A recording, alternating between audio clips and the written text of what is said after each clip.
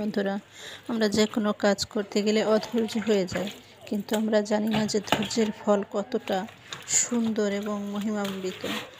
তো প্রতিটা কাজ ধৈর্যের সাথে করতে হয়। যেমন এই যে ধরুন আমরা রান্না করব, তার জন্য ধৈর্য ধরে সবজি কাটা, মাছ কাটা, সব কিছু রেডি করে পরিষ্কার করে রান্না করে তারপর আমরা স্বাদ মতো তৃপ্তি মতো খাবো। তো তার আগে তো অবশ্যই ধৈর্য ধরে সব কিছু প্রসেস করতে হবে, তাই না? প্রতিটা জিনিসই ধৈর্য ধরে না করলে তার ফল ভালো হয় না। অধৈর্য মানুষের কখনোই সুফল কিছু বয়ে আনে না। তো প্রতিটা কাজেই ধৈর্য ধারণ করবেন, ধৈর্যের সাথে প্রতিটা কাজ করবেন, দেখবেন তার ফলাফল অবশ্যই সুন্দর হবে, অবশ্যই আশা অনুরূপ এবং ভালো হবে।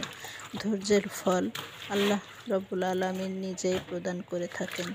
তো আপনি অবশ্যই ধৈর্যশীল হন এবং প্রতিটা কাজের প্রতি আপনি যত্নশীল হবেন, তার ফল অবশ্যই ভোগ করতে পারবেন এবং অবশ্যই সুফল ফল ভোগ করতে পারবেন।